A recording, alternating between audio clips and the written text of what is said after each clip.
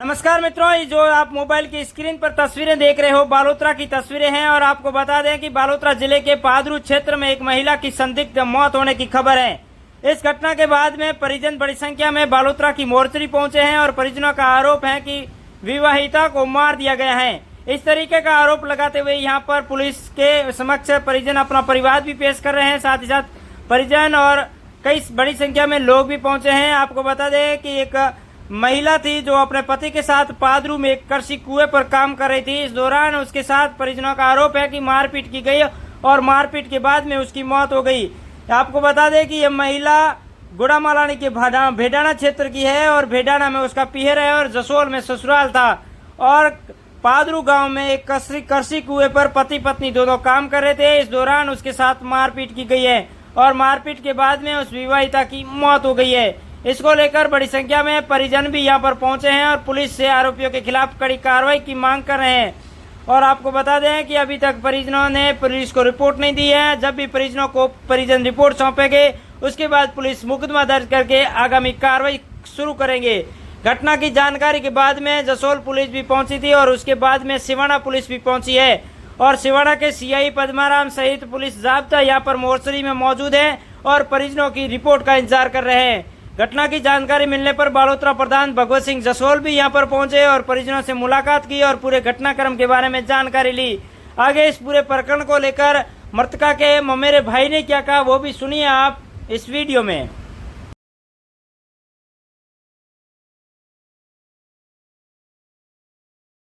के लिए 2 साल हो गई है शादी को और दहेज के लिए बार बार प्रताड़ित कर रहे थे। शादी के समय भी बहुत सारी सोने की कंठी दी थी, इसके अलावा मुर्गियाँ वगैरह दी थी, लाख रुपए का समथिंग सामान दिया था।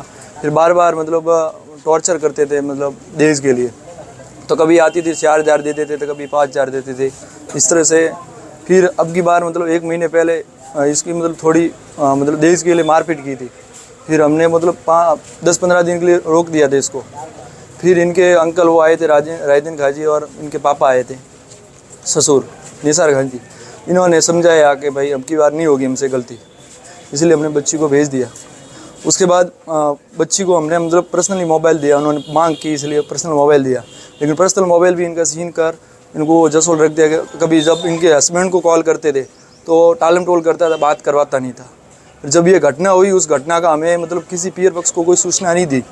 जब इनको लगा कि ये स्थिति कंट्रोल से बाहर है, क्योंकि इन्होंने हाथ तोड़ दिया, पैर तोड़ दिया, पूरी बॉडी को इस तरीके से मारा है कि इंसान ऐसा नहीं कर सकता। फिर इन्होंने हमें बार बार घूम रहा किया। कभी कह रहे कि तबीयत खराब हुई है, कभी कह रहे वो हुआ है, कभी कह रहे वो हो रहा है। फिर ये नाटा हॉस्पिटल आए, हमें कहा कि नाटा हॉस्पिटल में भर्ती करवाए। जैसे ही नाटा हॉस्पिटल में भर्ती कराए, यहाँ से हम जैसे यहाँ पहुँचे तो यहाँ से निकल गए थे, क्योंकि यहाँ से MDM में रेफर किया था। MDM में रेफर गए। एम्बुलेंस ड्राइवर जैसे ही MDM के गेट पे पहुंचा तो उसको पुलिस की डर की वजह से, भाई क्योंकि वहाँ पुलिस चौकी स्थापित है ऑलरेडी, इसकी डर की वजह से उन्होंने सोचा कि अंदर जाएंगे तो अपन पकड़े जाएंगे। तो बच्ची की उस टाइम सांसें चल रही थी। उसने कहा कि एम्बुलेंस चालक ने कहा था कि आप अंदर ले जाने दो, लेकिन उन्होंने कहा प्राइवेट हॉस्पिटल में जाते हैं, वहाँ अच्छा इलाज होगा। बहानेबाजी करते हुए 20-25 मिनट जोधपुर में घूमते रहे। जब तक उस बच्ची की सांस नहीं गई तब तक वहाँ जोधपुर में चक्कर काटते रहे। उसके बाद वो बच्ची को लेकर वहाँ से आए। तब तक हमें यही कहा गया कि बच्ची भर्ती है, उसको थोड़ा सा लगा है। हमें गुमराह किया गया। हर बार कोई भी कॉल कर रहा था सभी को गुमराह किया जा रहा था, किसी को रियलिटी नहीं बताई जा रही थी। फिर वहाँ से हमें बिना बताए यहाँ तक पहुँच गए। एम्बुलेंस चालक ने कहा कि भाई लाश कहाँ उतारनी, हॉस्पिटल में रखनी घर पे, तो उन्होंने घर पे। और इन्होंने सोशल मीडिया पर मैसेज ये फॉरवर्ड कर दिया कि इनकी डेथ हो चुकी है और मिट्टी हवाले करनी है, इनको कब्र देनी। तो जब ये सारे मैसेज हमारे पास पहुँचे तब हमें पता चला कि ये हमारे पहुँचने से पहले ही सारा निपटारा करना चाहते हैं ताकि हमें पता ही नहीं चले। तब हमने लोकल पुलिस जितनी भी थी इनसे कांटेक्ट किया और उन्होंने जैसे वो एम्बुलेंस से सब डाला नीचे रखा उनके घर पे। तब तक पीछे जसोल की पुलिस को हमने इन्फॉर्म किया तो वो पहुंची और उन्होंने फिर उनकी कोई गाड़ी थी, उन गाड़ी में लाकर यहाँ रख दिया। फिर यहाँ अब जब हम यहाँ पहुँचे ना तो हमें ससुराल पक्ष का कोई भी व्यक्ति नहीं दिखाई दिया। किसी ने ना उसके बाद हमसे कोई कॉन्टेक्ट किया है, ना हमसे किसी ने संपर्क किया है। तो बच्ची के साथ इस तरह से मारपीट की गई है कि बच्ची की 2-3 घंटे तो बच्ची को हॉस्पिटल भी नहीं लाया गया है। जब उनको लगा कि अब तो मर जाएगी तब उन्होंने हॉस्पिटल लाया है। और वो 4-5 महीने से प्रेग्नेंट भी थी।